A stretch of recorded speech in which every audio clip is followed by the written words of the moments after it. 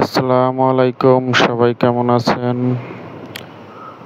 Hello বন্ধুরা, চলে আসলাম আপনাদের মাঝে। আপনারা অনেকেই জানতে চেয়েছেন, ভাই আপনি একটা গরুর ফার্ম করছেন। গরুর ফার্মটা তো দেখালেন না বা দেখতে পারিনি, সময় হয়নি।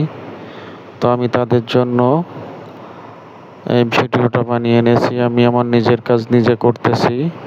আমার ফার্মে এখন বেশি গরু নেই, মাত্র 2টা গরু আছে।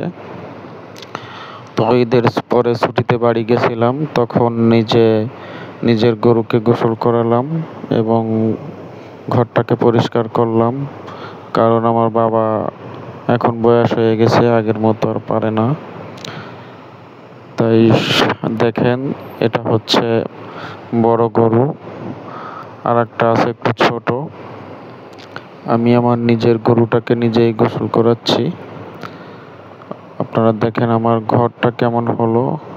সাথে আমার জন্য সবাই দোয়া করবেন, যেন এর থেকে আরো ভালো কিছু করতে পারি।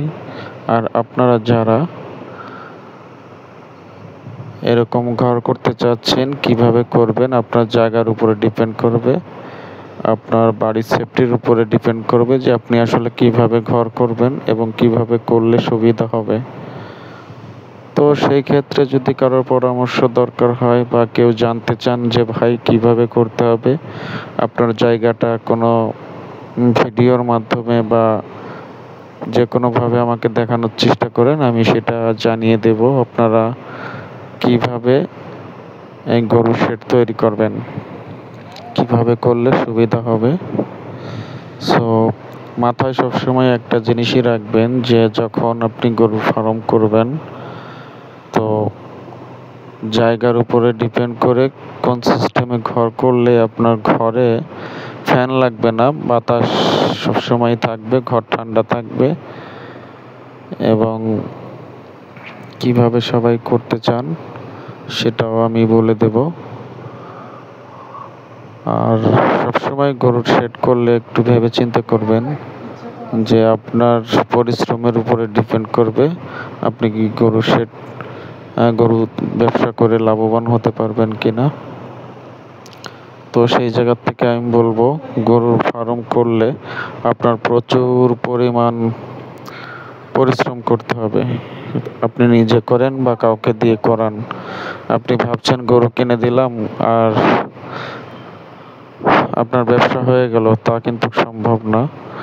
গরুর পিছে যেমন সময় ব্যয় করতে হবে, গরুর পিছে তাদের পর্যাপ্ত পরিমাণ খাবারের ব্যবস্থা রাখতে হবে, যেন তাদের খাবারের কমতি না থাকে।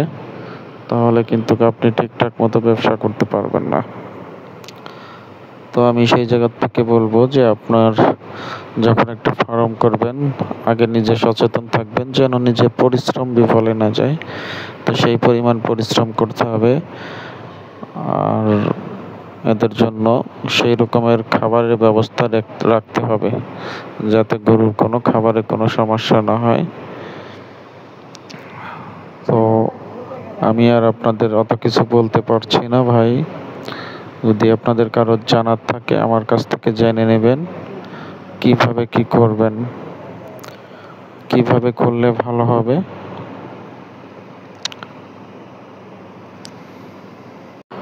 আমি আসলে ভিডিওটা বানাতাম না, ভিডিওটা বানিয়েছি কিছু লোকের রিকোয়েস্টের কারণে। তারা দেখতে চাইছে, তারাও এরকমভাবে আমার মতো করে করতে চায়। তো সেই জন্য আমি তাদের জন্য ভিডিওটা তৈরি করেছি।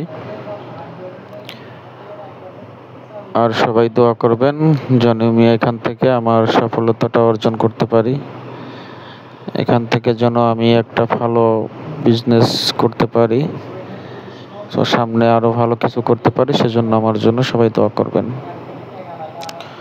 ভালো থাকবেন। আমি আসলে বেশি অত সাজিয়ে গুছিয়ে কথা বলতে পারি না। তো সবাইকে একটাই অনুরোধ, আপনারা যে যাই করবেন না কেন একটু ভেবে চিন্তে করবেন। আমার অনেক দিনের স্বপ্ন ছিল আমি গরুর ফার্ম করব, তাই আল্লাহর রহমতে আমি করছি, আল্লাহ আমাকে করার তৌফিক দিছে।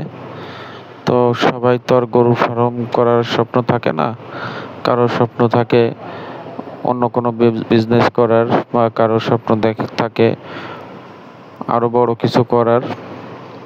তো আসলে যার যেরকম সমর্থন আর যার যেরকমের স্বপ্ন সেই জায়গা থেকে সবাই সেইভাবেই স্বপ্ন দেখে। তো আপনাদের যার যা স্বপ্ন আছে স্বপ্নটা পূরণ করতে হলে আপনাদের অবশ্যই পরিশ্রম করতে হবে। তো সবাই ভালো থাকবেন, দোয়া করবেন আমার জন্য। আল্লাহ হাফেজ।